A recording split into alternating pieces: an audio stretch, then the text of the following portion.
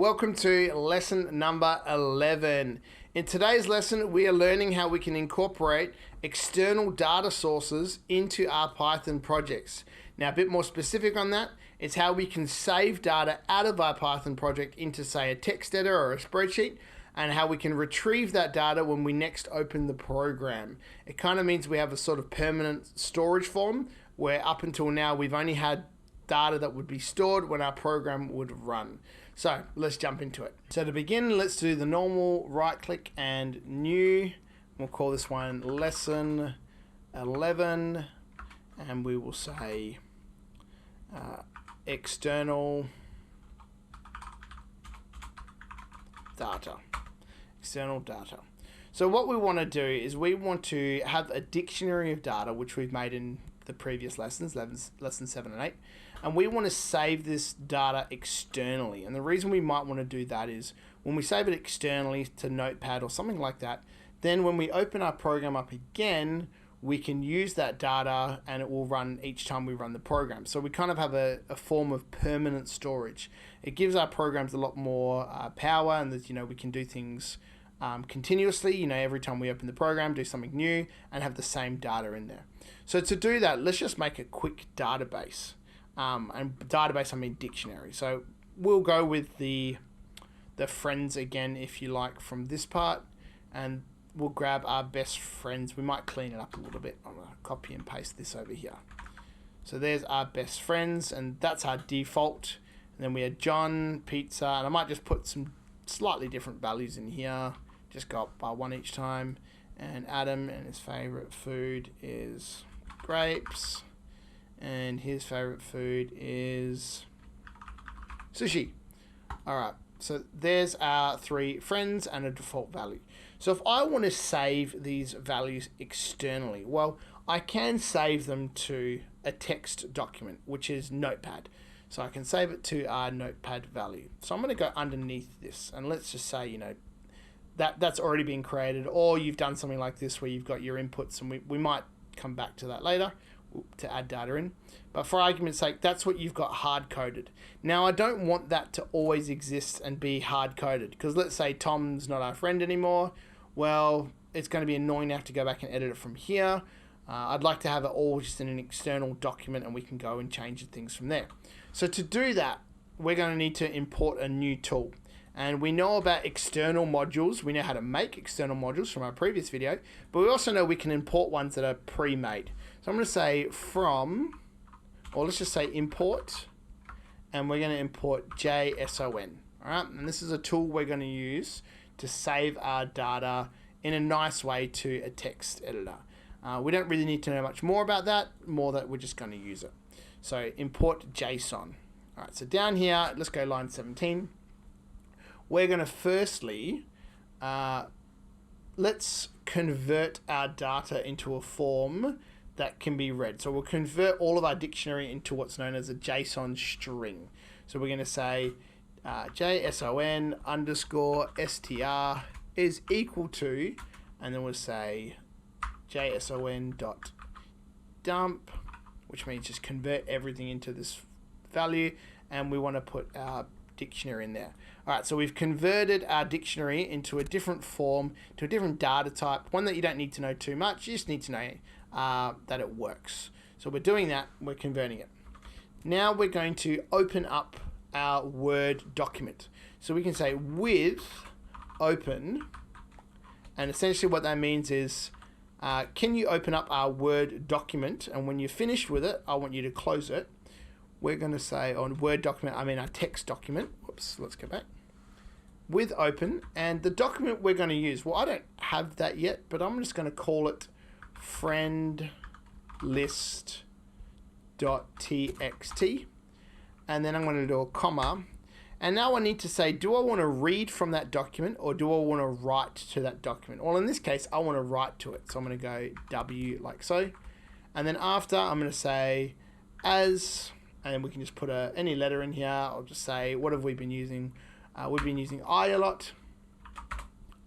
And then lastly, we say I.write. And then we put our converted dictionary, which is the JSON string there.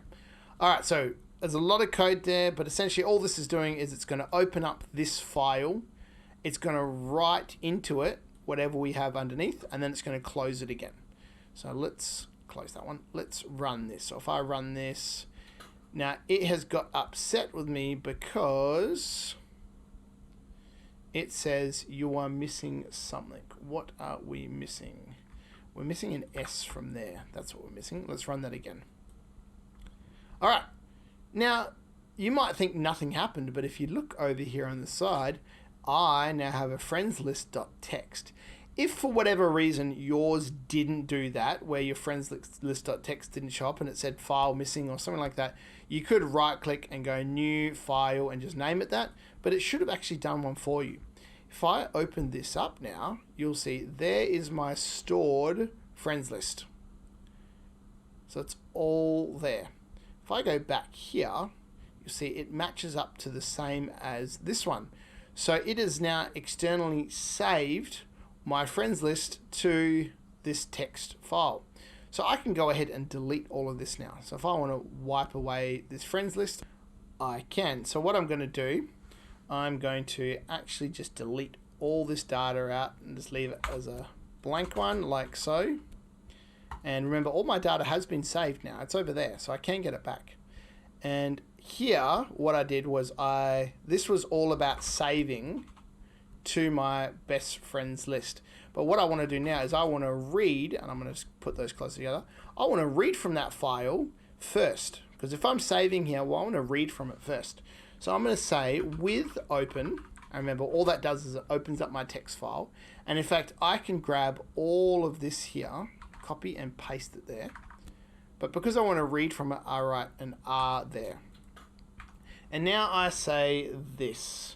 I say best friends, and I already have this dictionary here actually, so I grab that. And I might just put the blank dictionary. I'm going to cut and paste that at the top. I say best friends equals JSON, not Jason, JSON, there we go, dot load, and then I.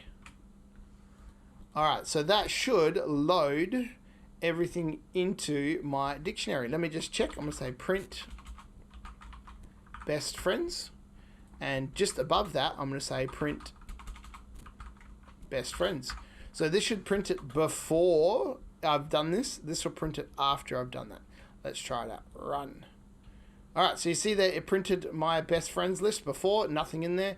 Then it loaded everything. As you can see, it loaded everything.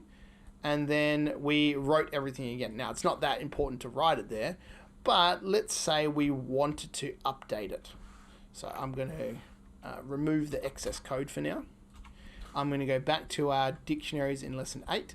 And remember, this is where we added new friends to our list. So I'm going to copy that and I'm going to paste it in the middle here. And I'm just going to give that a value of 1 so I can add one friend to my list. Alright, let's go and add it. And I also want to print my list. I shouldn't have deleted it.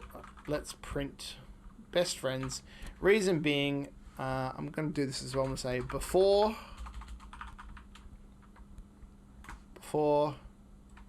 and then down here I'm going to print after, and maybe yeah, that'll do. And I don't want it before that, I want it before there. Okay, that's better. Because I want to add everything to our list first, into our list, our dictionary, sorry. Add everything to our dictionary. I want to see that all my friends are in there. I want to add a new friend to it.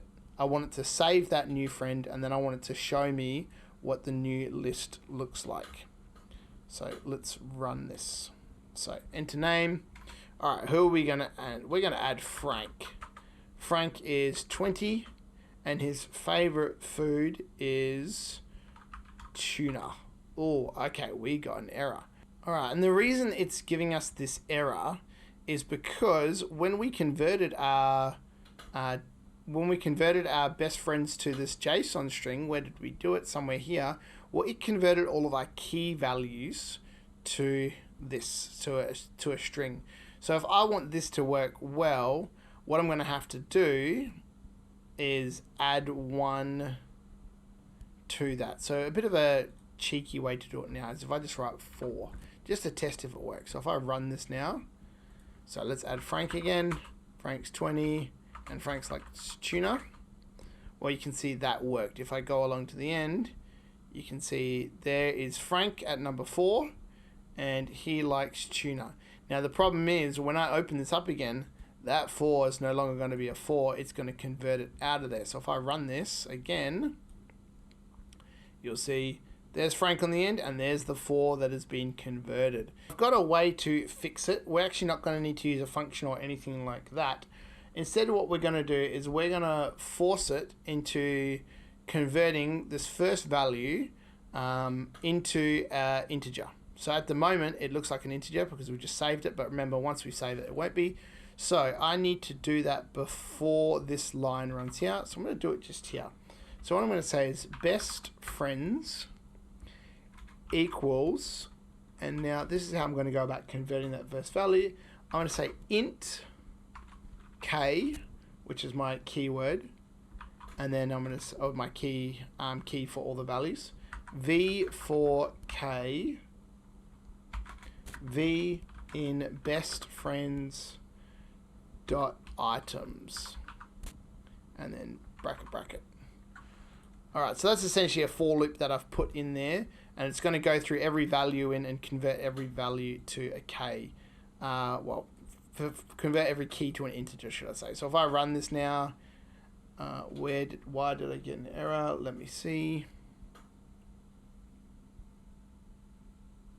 I think I put too many brackets in there. Let's try it again. So let's add a friend, John, 55, and he likes, I don't know, and there we go, that worked. So it converted all of them. So that's how I got around it without having to need a function. It's a bit of advanced code there. It might require Googling or ChatGPT if you've never seen it before and you want to know more about it, or ask me. So that's the last lesson there. We've actually learned all the skills we need.